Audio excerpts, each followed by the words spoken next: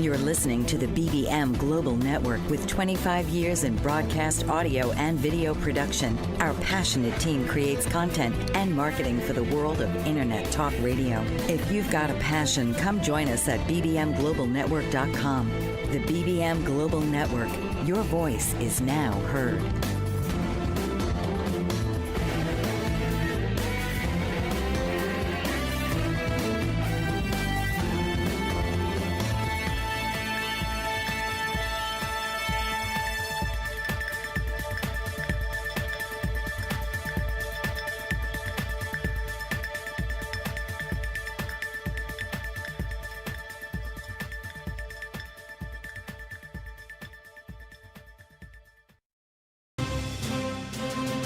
Welcome to Happiness Ninja Down Under with your host, Jamie Rose.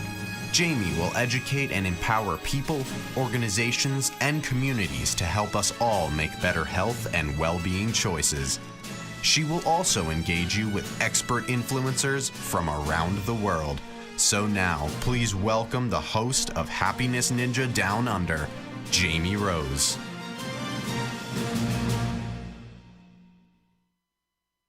Hi everyone, welcome back to this episode of Happiness Ninja Down Under. I am your host, Jamie Rose, and we are coming to you live from the Bold Brave TV network. I hope everyone's been having a fabulous week.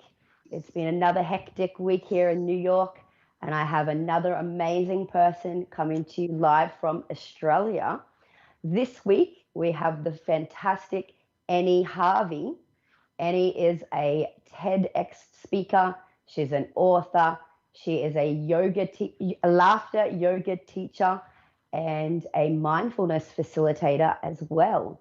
Annie is coming to us from Adelaide in Australia. Welcome, Annie. Thanks so much for joining me.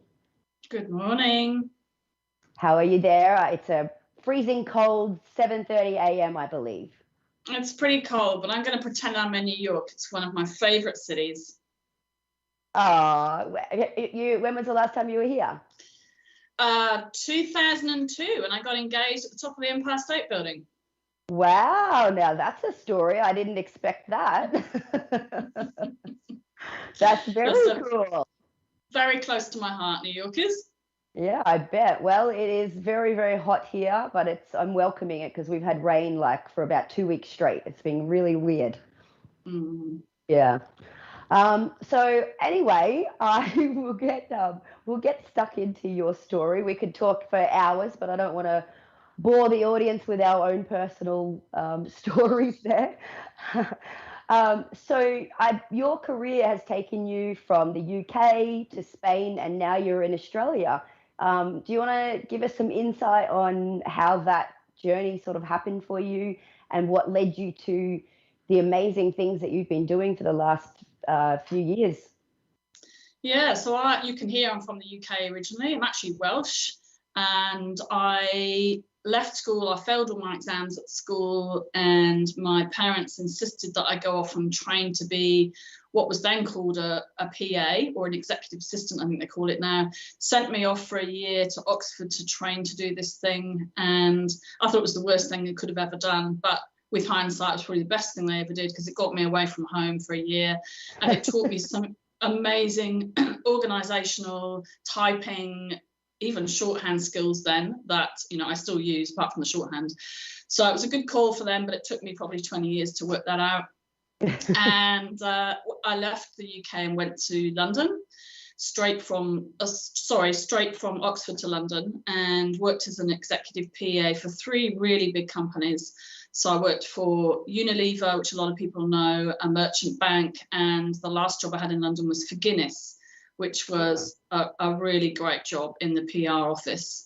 So I kind of worked my way up through as an exec PA to PR. And then I got married in 1991 and married for 7 years, and that fell apart in 1998. And I did, you're not old enough, Jamie, to remember Shirley Valentine necessarily, but I literally ran away. I didn't go to Greece, but I ran away to Spain.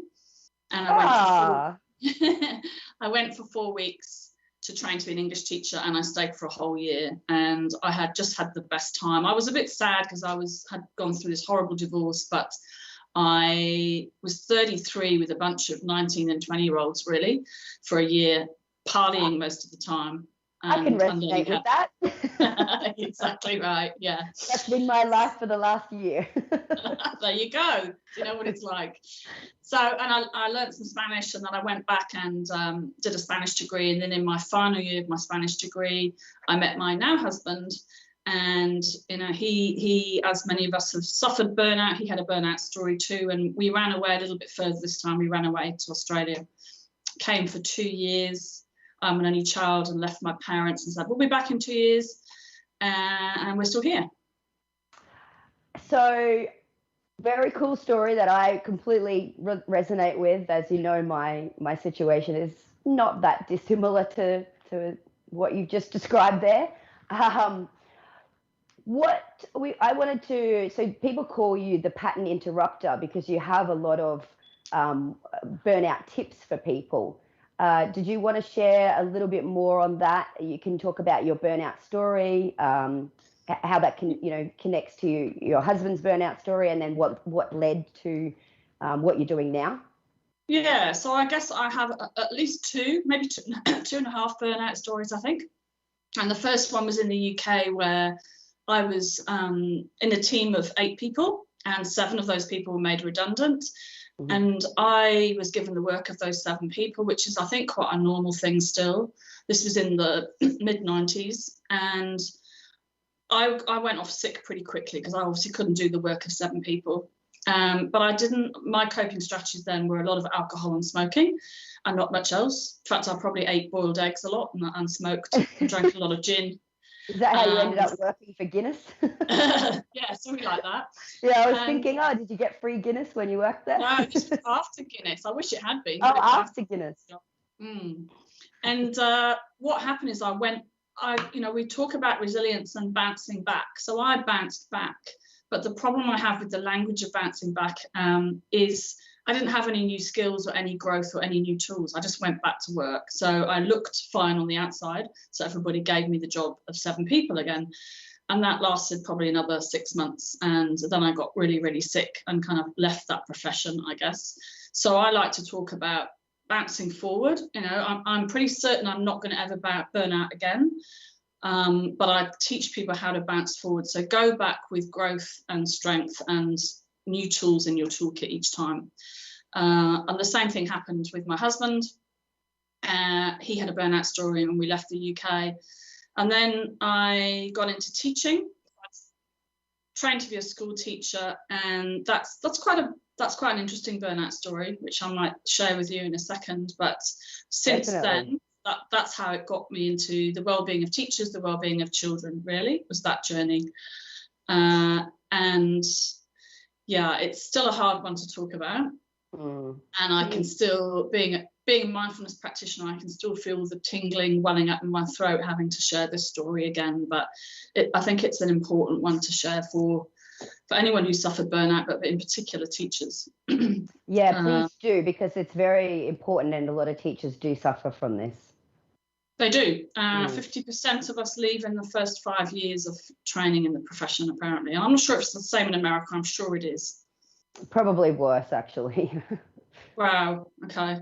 So it was my 2 years of training to be a teacher here at Flinders University, and I started off by winning Teacher of the Year in Adelaide, which was a really amazing thing for me. I've still got the medal somewhere with some dust on it, probably. And I knew that from that point I'd found my calling. I'd come to Australia for a reason. I'd followed my calling. I'd had an amazing 2 years of training and got a job straight after graduating, which is pretty unusual for a beginning teacher. Yeah, but that was just for 2 weeks. And that's where the story kind of starts. 2 weeks. Okay, 2 weeks. So 2 weeks in, you hit burnout already. We do have to cut for a break in a moment, but when we come back, you'll have plenty of time to share that, because that's pretty incredible. Within 2 weeks, you're already in burnout. And I'm sure that there are teachers that will watch this and be able to completely understand that, even though that might sound pretty mind-blowing to a lot of people. So we'll cut to the break, and then we'll be back and we'll hear all about that, Annie. What if there were a super tiny device that could diagnose the brain and is smaller than a single human hair?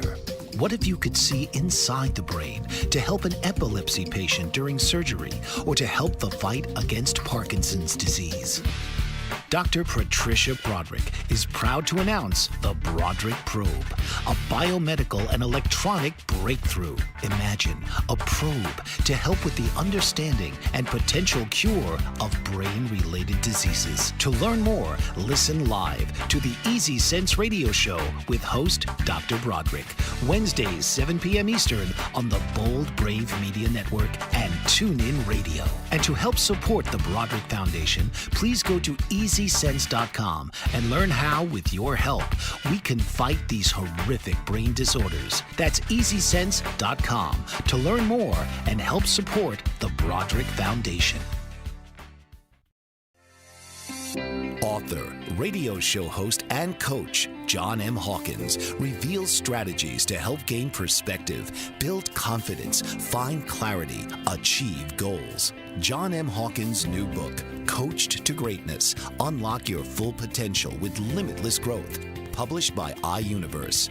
Hawkins reveals strategies to help readers accomplish more. He believes the book can coach them to greatness. Hawkins says that the best athletes get to the top of their sport with the help of coaches, mentors, and others.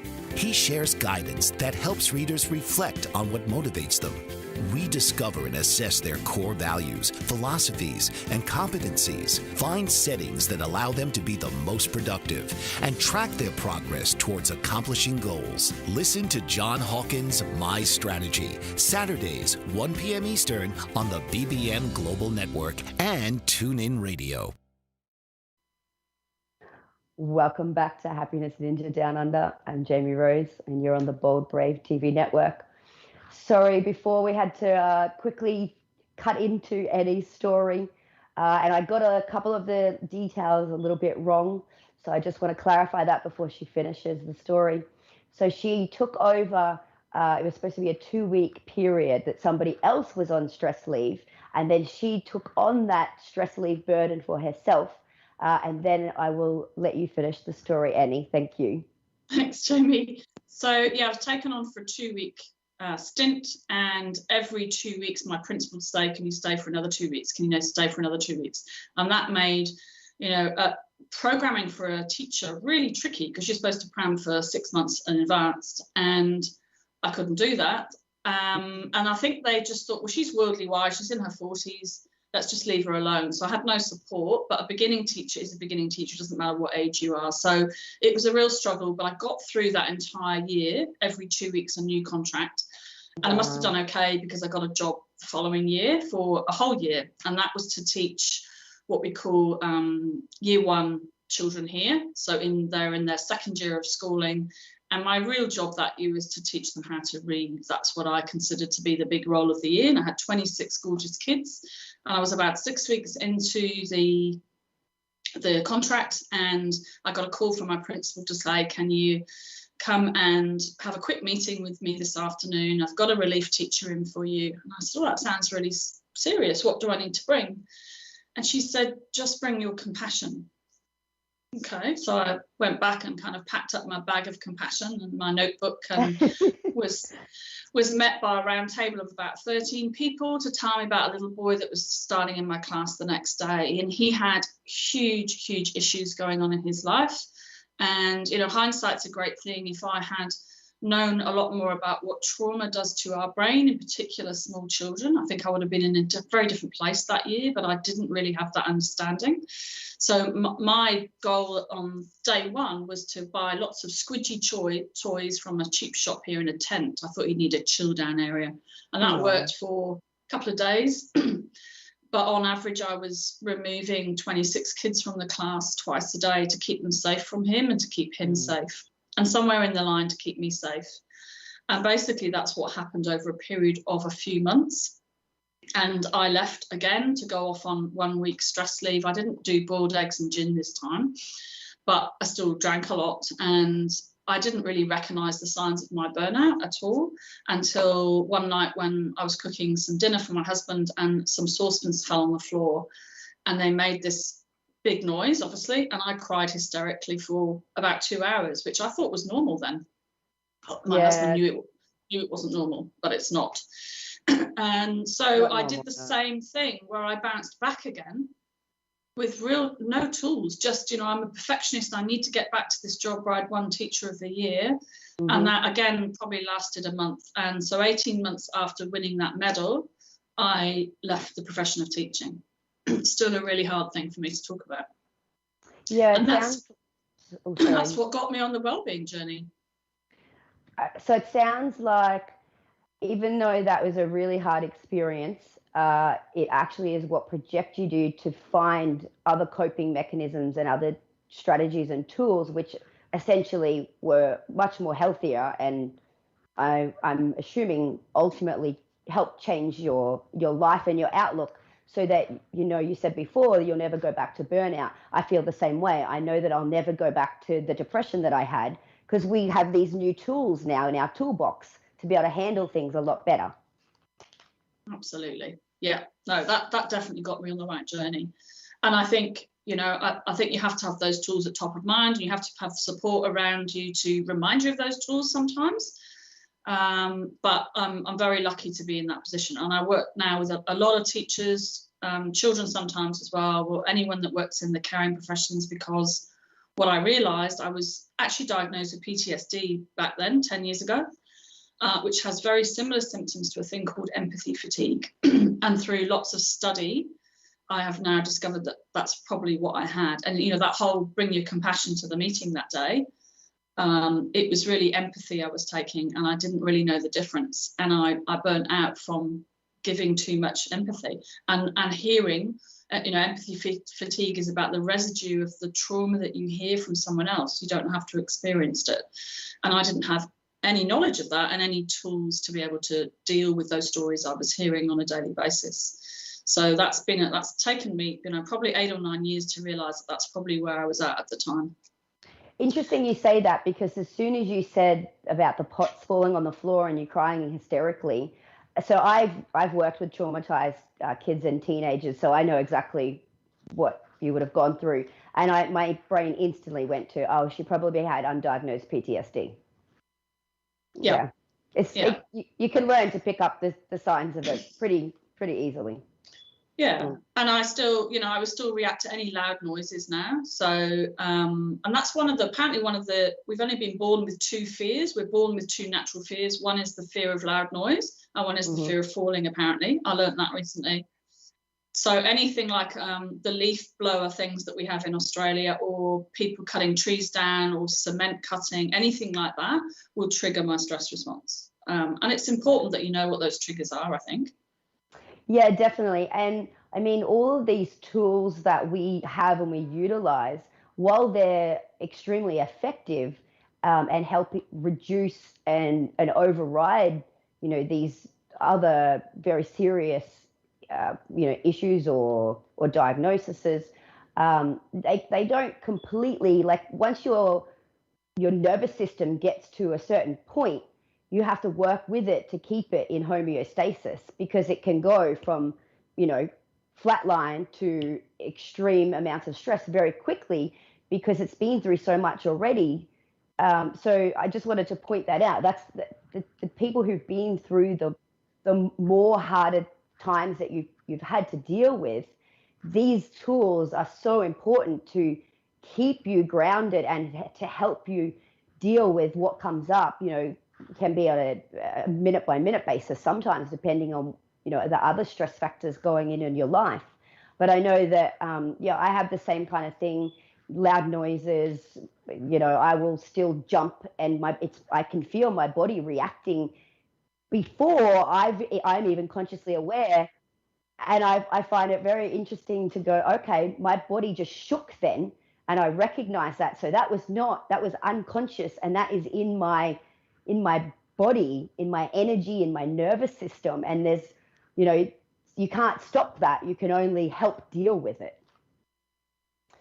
So we do have to cut to another break. That went super quickly. But then when we come back, I would like to talk about, you have 5 steps, which is effective for helping to reduce burnout and to deal with all these things that we're talking about, don't you? Yes, I do. Looking forward to it. Excellent. All right, we'll cut to the break and we'll be back in a moment, guys.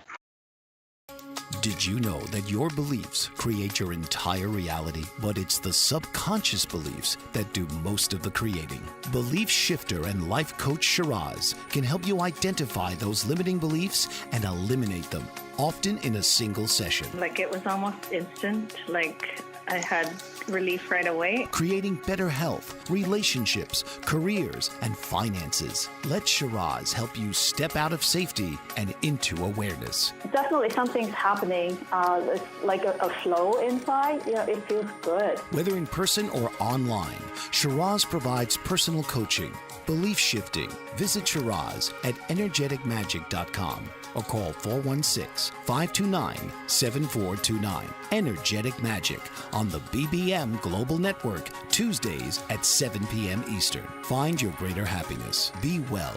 Be aware. Be magical. Are you struggling to care for elderly parents or a spouse? Do you wonder if being a caregiver is making you sick? Are you worried about taking time off work to care for elderly parents and balance work, life, and caregiving? Has caregiving become exhausting and emotionally draining? Are you an aging adult who wants to remain independent, but you're not sure how? I'm Pamela D. Wilson. Join me for the Caring Generation radio show for caregivers and aging adults, Wednesday evenings, 6 Pacific, 7 Mountain, 8 Central, and 9 Eastern, where I answer these questions and share tips for managing stress, family relationships, health, well-being, and more. Podcasts and transcripts of the Caring Generation are on my website, PamelaDWilson.com, plus my caregiving library, online caregiver support programs, and programs for corporations interested in supporting working caregivers. Help, hope, and support for caregivers is here on the Caring Generation and PamelaDWilson.com.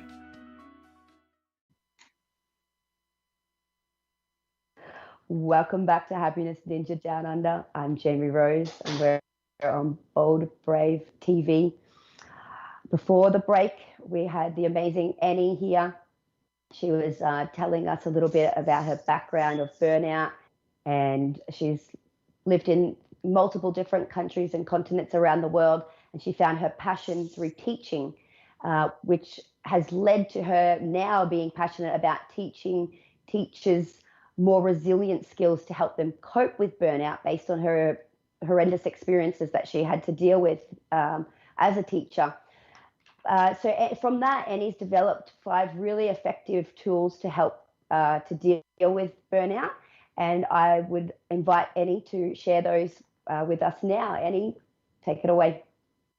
So I created the still effect, which is stop the cycle of stress, take care, inhale, listen, laugh. Those basically 5, and I'm going to swap them around in order today. And the second one around take care, lots of people know, how to Google self-care, and I'm not talking about, I like to say it's not about bubbles and Band-Aids, so I'm not telling people to stop drinking bubbles or having bubble baths, but I consider them to be Band-Aids. They're short-term strategies.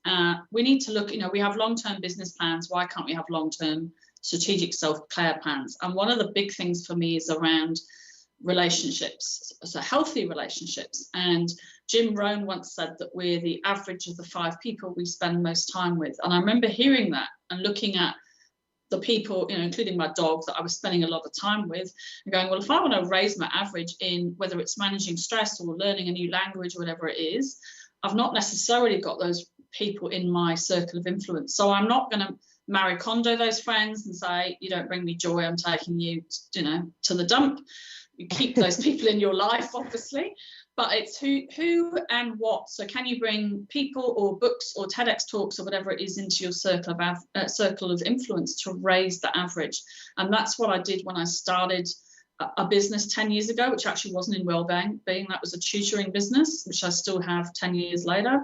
That was around, seeing less of the teachers and bringing more women in small business into my circle of influence. Same thing when I learned to run. I didn't have any friends that ran, so I ran with a group from Melbourne on Facebook, never met them, but we checked in with each other 3 times a week and that kind of thing. So I think relationships and who you have in that circle, particularly at the moment, is really, really important. And you're always going to have people that you don't necessarily feel better after a chat with, but you need people that you feel really great. And one of the things I use is which is a book called Stand Out by Alison Hill, who's Australian, and she talks about mates, magicians, and masters.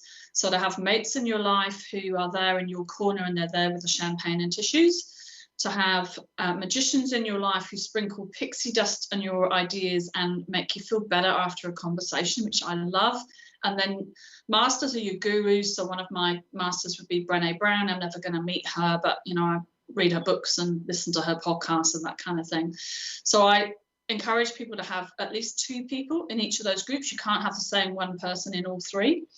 And I look at that list probably every 6 months. And in the last 18 months, those names have really changed in that list as well, which has been really fascinating just as an exercise in itself. So that's one part of step 2 in taking care of myself through who I've got in my support network. Okay, that sounds very good. It's a good one. And the 4th one is around listening to your values and strengths. And I know this is very dear to your heart. And I'm actually, since listening to your interview with Sue Langley, I went off and did the strengths profile that she has in her program. And it's fantastic. She talked about it being life-changing, as did you, and it really has. Mm-hmm. I've always used the VIA character strengths, which are great in themselves, and that's a quick and easy and free thing to do. But since what I've discovered, I actually had a call with Sue the following week. So thank you. It's been a great ripple effect. I'm so pleased to hear that. What I discovered is that I have got a lot of what they call learned behaviours. I've actually got 41 of them, which is huge. And what she taught me is that overusing those can create burnout in itself. So empathy is my first top learned behaviour, funny enough. And if I'm overusing it and listening and all those sorts of things. So that was a really big wake-up call when I talked to her about potentially I'm on the borderline of burnout because I'm using those learned behaviours rather than my realised strengths. So I only did that a couple of weeks ago, but it's been really cool. Thank you. Yeah, no, I'm stoked to hear that because I've done it 4 times and every time it's changed things for me as well. So that's really cool. Yeah, and I check in every night to make sure that I've used those strengths as well. And my top one is legacy. So we'll talk about that right at the end, but I was quite happy that it came out as top. And then my step 1 is based on preventing or stopping the cycle of stress in your body. There's a great book called Burnout, The Secret to Solving the Stress Cycle. It's by 2 sisters called Emily and Amelia Nagoski. I think you pronounce it that way. And what happens is when our fight or flight system goes off, if we don't stop the cycle of stress in our body, it turns into chronic stress, anxiety, and depression, and chronic illness. So I have some quite fun ways of stopping that cycle of stress. And laughter is one of them, which we'll go through at the end. But there are lots of other really lovely ways that I like to teach people that are quick and simple that you can do straight after this call. But they need to be done every day. That's the important thing. So we can stop that, as you said, an unconscious cycle half the time. We don't even know it's sitting there. Yeah, exactly. Okay, so we've covered step 2 and step 4. Yeah. So what's next? So I'm going to do step 1 and a little bit of step 5, and then we'll go into step 3, just to confuse you. Yeah, you did confuse me. Okay, so when we cut to the break, we'll come back and we'll do which step? We'll do step 1. Step 1, okay. So, well, we still have a bit of time until the break. So, can you talk about any of the other steps, or we need to wait? Step 1 has got the laughter within it, which is my step 5 as well. But step 1 is around simple things that you can use to stop that cycle. So if I talk about it very briefly, I'll tell you what they are. So it's around affection, around creativity, and around movement. Those are the 3 that I mainly use. And whatever I say today is not something I've made up. You know, this is either researched or studied or I found in a book, and I teach what I use myself. That's the only way I can do it. I only teach what has worked for me and what I use on a daily basis. Exactly, and I'm the same. I only speak from experience and what I've actually researched and looked into myself. Okay, so we do have to cut to the break, but we will be back in a moment, and then we'll continue on with the rest of the steps. And then we have a bit of a surprise at the very end. We'll actually be doing some laughter yoga with people and exploring that step. So stay tuned, and we'll be back in a moment. The opiate epidemic has reached crisis levels, and with so many families affected by addiction, opiate-related drug overdoses, and death, the time is now to have a real constructive conversation about addiction that could lead to better prevention, treatment, and recovery. Alan Charles, author and keynote speaker on drug abuse and prevention, presents The Alan Charles Show. Alan brings a message of hope, sharing his unbelievable story of surviving a 24-year addiction to cocaine and highlights from his memoir, Walking Out the Other Side, an addict's journey from loneliness to life. His raw honesty and courageous heart breaks the stigma of addiction and offers a unique perspective into the mind of an addict. Join Alan each week as he brings his listeners to a true understanding of the grip of addiction. It is only with this understanding that we can begin to heal. The Alan Charles Show, Thursdays at 9 p.m. Eastern on the BBM Global Network. Have you ever felt like no one is listening, or you're not getting the honest attention you deserve? Do you even know the kind of attention you want or need? You are not alone. Alice Aspen March is here to help. Thanks to Alice, through her epiphany and research over the word attention, there are solutions to the attention dilemma. Worldwide audiences have been enthralled and engaged for over 40 years with her visionary and pioneering observations. The kind of attention we get and give is vital to improving our lives and society. Alice and her weekly guests review game-changing insights for transforming and improving our understanding of attention, providing techniques for creating healthier and empowering behavior. Get a new perspective on a mainstream word. Tune into Why Our Attention Matters for fresh and thought-provoking conversations every Tuesday at 3 p.m. Eastern on boldbravemedia.com and the TuneIn Radio app.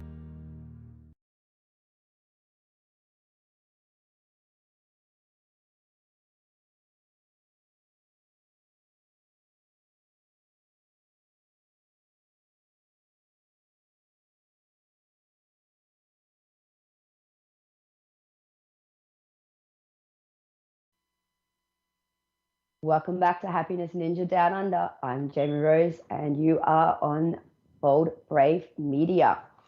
Coming to you live from both New York and Adelaide, or like I like to refer to it, Radelaide in Australia. Do people call it that still there, Annie, or am I? They do, yes. Okay, cool. I'm not the only one. All right, so we're going to continue on with your 5 steps to burnout reduction and helping deal with that. So we are going to cover step 1, if you could share with the audience. So that's just a couple of tips out of Emily and Amelia's book, and they're quite fun ones. So one of them is around movement, but when we're in lockdown and we can't move outside, what movement can we do in our house? And I'm not really into the gym or anything like that. So my movement is literally about 30 star jumps whilst my pasta is boiling at night, for example. And then I combine that with what they talk about creativity. So if you like to sing or dance or sculpt or paint, or journal's really good for it as well. What that's doing is it's telling the brain it's safe, there's no longer a threat, and it will sweep the cycle of stress through your body. So I have lots of playlists, in particular when I'm going to and from visits to my dad in a nursing home, which is always a really stressful visit. I will have I've got a 7-minute drive, so I can do 280s tracks in that time, sing it out, scream it out pretty much the top of my voice in my car. Don't care what people think about me at traffic lights. But that, I know, is stopping the cycle of stress, but it's also allowing me to go into my home and into my husband without taking that stress through the front door. So that's a really important one. And then there's affection. So they talk about hugging, and we, in Australia, we like to kind of pat each other on the back and then move away. They talk around the science of affection, and it needs to be a 20-second hug, with someone you love and trust, not random strangers, obviously. And that feels quite awkward because you get to about 8 or 10 seconds and think that's enough, and you actually have to keep going for 20 seconds. But it's quite powerful. So try that with your friends maybe tomorrow, Jamie.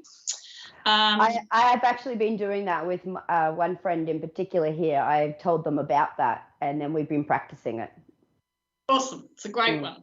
Yeah. And so that's kind of the cycle of stress. And they do talk about deep breathing, which isn't mindfulness as such. That's my third step, but it kind of links really nicely into the world of mindfulness right now. And I think it's gone pretty crazy out there. I'm not sure what you think, being an expert in mindfulness as well, but it's everywhere. There's good and bad press about it, and everyone wants to learn it.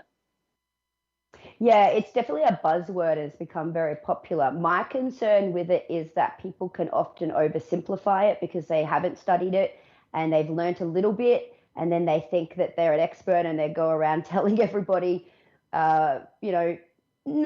parts of it, but they don't really understand it fully. So I don't know if that's, have you experienced some of that? I have, and I would love you to search out for me, because I have a slide in my presentations. You can actually in America buy Mindful Mayo. So I need you to search that out in the aisles of your shopping malls and tell me what it says on the back, because I can only find the front picture on Google. Mindful Mayo. Does it exist, and what does it say on the back of it? As in mindful mayonnaise? Yes. Oh wow, that's hilarious. Considering mayonnaise is not very healthy. It's not, but maybe you have to spread it slowly and presently on your toast. I would love to know what it says on the back. So that's your homework, okay? Okay, I'll try and find that for you. So that leads us into mindfulness being the last step, right? Yeah, and this has been something that, and I'm sure you're the same, I don't think I'd have got through the last 18 months without it, even though it creates more self-awareness, which sometimes I think isn't beneficial because I'm so self-aware. Like, what am I going to do with this self-awareness? But it's really powerful. And I got into it originally from my mum being diagnosed with Alzheimer's in 2012. And her GP said, how are you looking after yourself? And I said, well, I can't do that at the moment. I haven't got time. I'm a mum's carer. And she said, but you need to, put your oxygen mask on first before looking after others. Try this thing called mindfulness. I don't know what it's like, but I've heard it's pretty good. And unlike most people, I downloaded an app and probably watched a TED talk, read a book. And within a couple of weeks of probably meditating for like 3 or 4 minutes, 4 times a week maybe, what it allowed me to do was to give the gift of listening to my mum.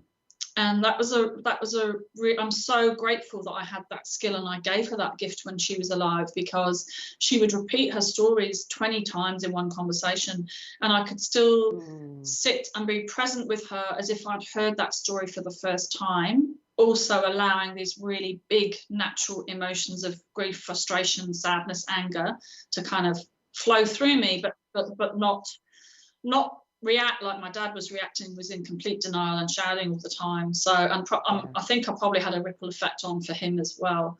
So that's how I got into my journey of mindfulness. And not only do I practice every day, but I've been teaching it for 5 years, and it's just the most wonderful skill. But it's a practice and it's a journey that we're on daily with it. Exactly. I mean, we were both facilitators for Mindfulness Works, which is Australia and New Zealand's largest mindfulness training company. And one of the things that Carl, the founder, is big on is making sure that his mindfulness facilitators are practicing mindfulness themselves. And so for that reason, part of the condition of being part of the company is you have to have gone on at least one retreat. You have to have a daily practice yourself. And it's so important, because if you're not maintaining that practice yourself, well, then you're going to start to lose that skill as well. And then how are you supposed to be effective as a teacher and a facilitator if you're not keeping present within your own skills and keeping them up? It's like going to a gym. We have to keep our mind strong with mindfulness. Just like you stop going to the gym, you can't lift as strong as weight as you used to be able to. If you don't have your own mindfulness practice, you can't teach it as effectively, because you're losing that skill yourself. Exactly right. Yeah. And it's not always easy. Same thing as going to the gym. We don't always like it. It's not always pleasant. It's not always relaxing. That's the myth around it, I think. Exactly. I find that I have to do a lot of walking here, and that's my mindfulness time. Like, I still do a formal practice, but the walking it really clears my head. We do have to cut to another break. It's gone very, very quickly. When we come back, we'll get into the next part of your interview, and then we will wrap it up with some laughter. So we'll be back in a moment. Mike Zorek, a 3-time California state champion in Greco-Roman wrestling at 114 pounds. Mike, blind since birth, was born in Hartford, Connecticut. He was a 6-time national placer, including 2 seconds, 2 thirds, and 2 fourths. He also won the Veterans Folk-Style Wrestling twice at 152 pounds. In all these tournaments, he was the only blind competitor. Nancy Zorek, a creative spirit whose talents have taken her to the stage and into galleries and exhibitions in several states. Her father, a commercial artist who shared his instruments with his daughter and helped her fine-tune her natural abilities, influenced her decision to follow in his footsteps. Ms. Zorek has enjoyed a fruitful career doing what she loves. Listen Saturday mornings at 12 Eastern for the Nancy and Mike Show for heartwarming stories and interesting talk on the BBM Global Network.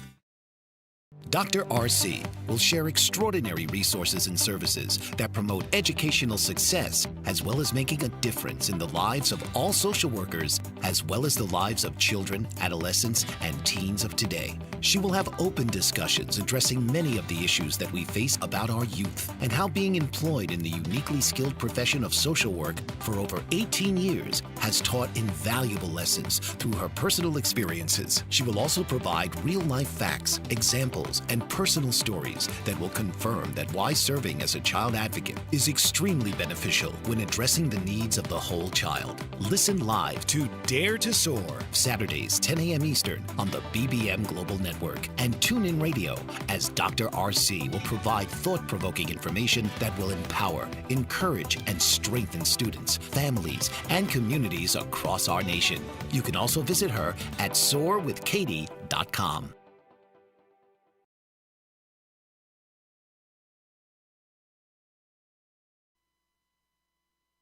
Welcome back to Happiness Ninja Down Under. I'm Jamie Rose, and you are on Bold Brave TV. We are going to go straight into talking to Annie about something really, really cool.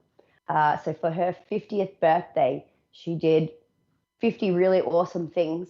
And then that has also related to the book that she has written, The Little Book of Still. Annie, could you share some of that with you? I love that idea. It's fantastic. Sure. So 50th year, I didn't do 50 new things on my 50th birthday, but in my 50th year, I didn't have a bucket list, but I was saying yes to everything, which got me into a lot of trouble sometimes. So I did, like, my friends bought me a skydive for my birthday. It was never on my bucket list, never something I ever wanted to do, but because they paid all this money, I had to do it. It was the most ridiculously terrifying thing I've ever done, and I won't be doing it again. Whereas you probably would say, yeah, I've done it 6 times. I know you've done it in New Zealand. I only did it once, but yeah, I want to become trained in it. There you go. So it's, I mean, it's just crazy what it does to your head. But having said that, maybe I'll do it again one day. And I learned to swim in my 50th year. No, exactly. I couldn't swim, so I learned to swim, and I was encouraged to apply to be a TEDx speaker. I was actually a warm-up for the volunteers using laughter yoga in 2016 when I was 50, and I just said, I really want to be on that red dot doing laughter, but that's never going to happen. So I applied and asked if I could get the Adelaide Town Hall 1,000 people laughing out loud in 3 minutes, and I got the job, and they actually gave me 6 minutes in the end, because that's where the pattern interrupt comes in. I'm often brought in after some triggering talks where I can help the audience release that stress and literally interrupt their pattern of thinking. So that's how it all started. When I was leaving the TEDx hall, somebody said, is there a book about this still thing you've just taught us? And because I was saying yes to everything, I said yes. There was no book, but I then had to quickly go home and kind of Google how to self-publish really quickly. So that was November. And this is the book. By Christmas that year, I had self-published The Little Book of Still. And we're in lockdown in Adelaide at the moment, and I'm putting a page a day on my Instagram feed. And one of them, which is a kettle meditation, what to do when the kettle is boiling. I'm sure that if you put the kettle on, you'd be racing. Well, probably you wouldn't be, but most people would be racing around for that 2 minutes. So it's just how to carve some presence and time into your day. So that's been really interesting how that's taking off in the last few days. But the laughter thing is, again, through my parents' story of Alzheimer's, they both have Alzheimer's, is their laughter started to disappear, and they didn't have any choice in that. But I did. So I went away and discovered laughter yoga. And I've been laughing daily ever since. As it says behind me, I really do laugh every day. And I teach it, and I do it for lots of corporates. I do it in my dad's aged care home as well. There's actually a picture of him on LinkedIn laughing with some bubbles. It's gone viral on LinkedIn. I think he's got like 5,500 views, and he's 92. So, oh, wow. I wonder whether he's That's the cool. oldest man on LinkedIn. Yeah. And what I wanted to do is, I was asked at the start of COVID-19 last year, asked to go to a children's kindy about 4 hours from Adelaide to help the children with their anxiety and to help with staff morale. So using laughter yoga. So I went down 3 times, and I created this wonderful thing called the giggle game, which they didn't ask for, but I needed to leave something for the kids. And what this is 26, the letters of the alphabet, or sounds of the alphabet, 26 laughs. So that's the penguin laugh. And then there are 12 mindfulness breathing cards. So the kids there do this activity for about 3 minutes every day, which is 3 laughter activities, 1 mindful breathing activity, and then they go on with their day. And the results have been incredible, way more than any of us expected. I mean, yes, we reduced anxiety and staff morale went up, but we've got things like, there's a little girl who has selective mutism. She doesn't speak at all at kindy, but she asks for the giggle game every day and joins in with the laughter. So it's beautiful. And we've got a couple of boys that are self-regulating through the laughter. So it's really powerful. And what we get when we do laughter is when we can fake it. So if you don't really feel like it, that's where it's most powerful, because even fake laughter will create this boost of happy hormones. So we have dopamine, which is our reward hormone. Then we have oxytocin, which is our love hormone or our cuddle hormone, serotonin, which is our natural antidepressant, and endorphins released, which is our natural painkiller. And I think it's quite rare that you have an activity that anybody can do for free that actually releases all 4 of those chemicals into your system. So that's why I love it so much, as you can probably tell. Yeah, and I've done laughter yoga quite a few times, and even if you don't feel like laughing at the beginning, you are genuinely laughing at the end.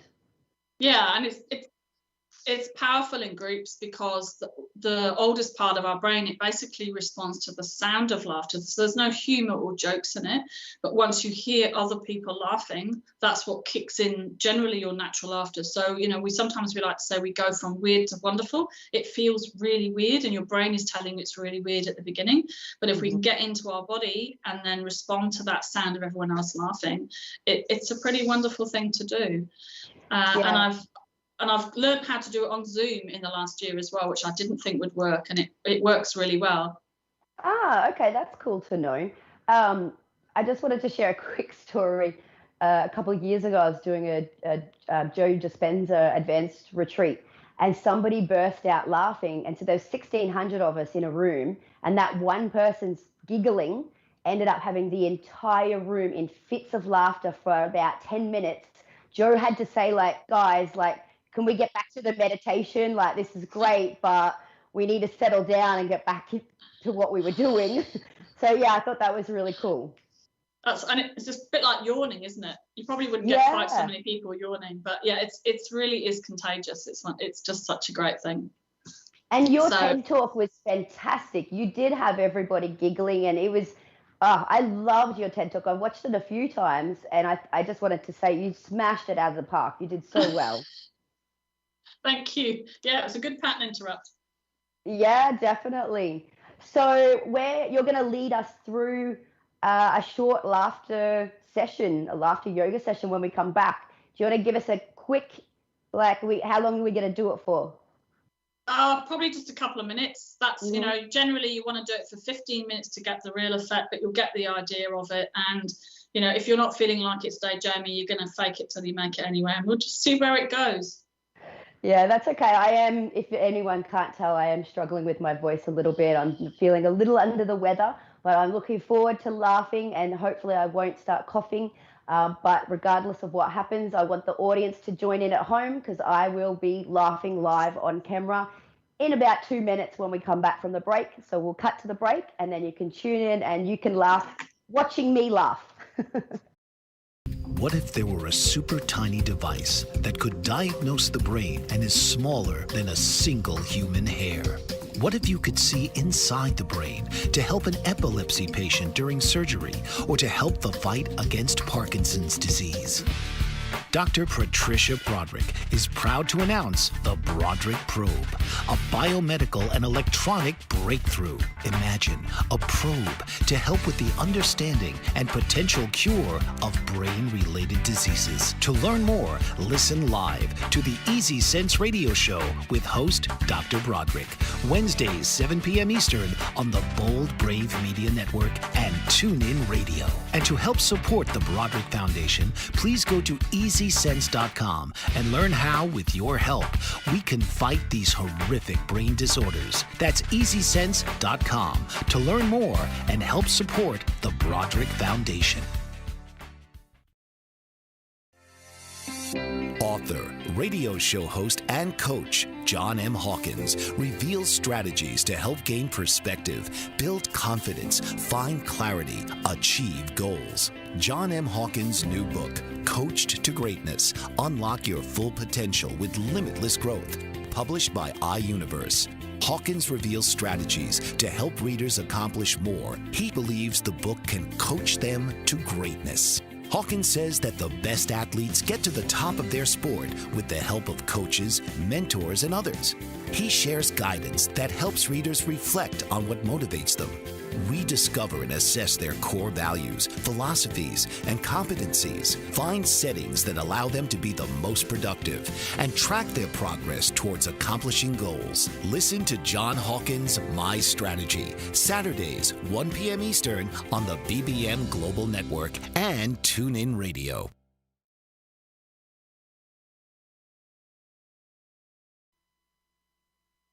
Welcome back to Happiness Ninja Down Under. I'm Jamie Rose. This is Bold Brave TV. We are going to take you through, or Annie, I should say, is going to take you through a live yoga laughter session, and I'm going to join in. So we do have only a few minutes, so I will not delay. Annie, if you'd like to take us away in this amazing laughter. Okay, so you need to use your imagination and your creativity, which you're great at. So you're going to pick up your imaginary laughter string, a bit like dental floss, but it's mental floss. Okay. And we're going to put it through our teeth and then wind it around your ears. All right, so you've got your fake smile on. And I'm going to show you where laughter comes from. So if you put your hand on your throat, and you're going to do this gently because you're not feeling well, and you're just going to gently kind of laugh doing he, he, and see if you can feel the vibration in your throat. He, he. Awesome.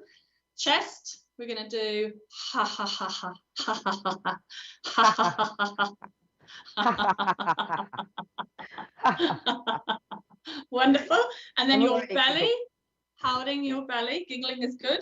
So Santa is now in the room, and we're going to do ho, ho, ho, and see if we can get the laughter moving in our belly.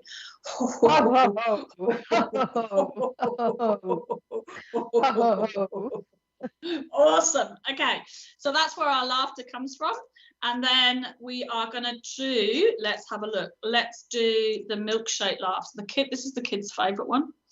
Okay. And this is making, so you've got your left and your right hand with your milk in one hand and your fruit in the other. That's right, left and right hand up. and we're just going to mix them together and have a bit of a giggle, and then throw your head back and imagine you drinking this laughter shake and laugh out loud. So we're going to giggle together. And then drink your laughter milkshake.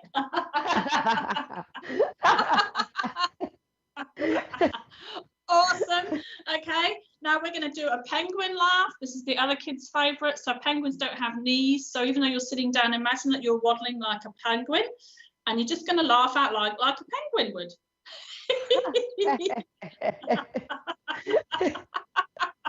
I just started laughing for real. That is wonderful. And then we will, obviously for you, we have to put in the ninja laugh. Now, this isn't in my giggle game, but maybe I need to add it in with a picture of you in there. So we're going to do the ninja pose, whatever that might be. This is the ninja pose. Hopefully you can still see me because the beautiful Adelaide sunshine's come out. Ninja pose. And we're just going to, maybe, do you make a sound when you do ninja? Yeah, here.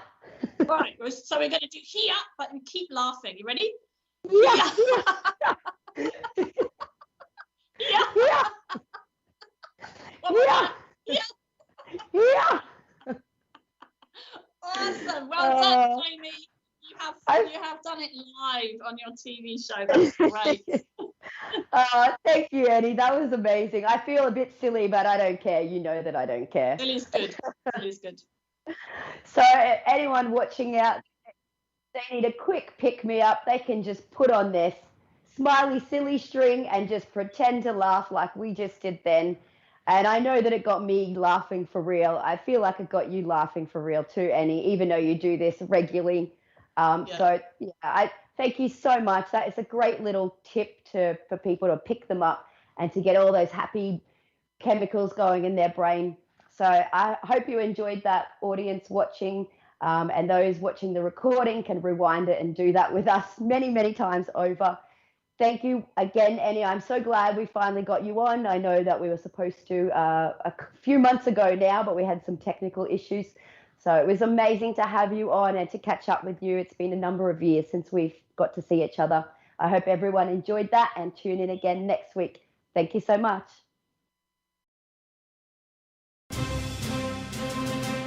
This has been Happiness Ninja Down Under with your host, Jamie Rose. Tune in each week and join the conversation as Jamie highlights the true power of the human mind to create a thriving world. Right here on Jamie Rose's Happiness Ninja Down Under.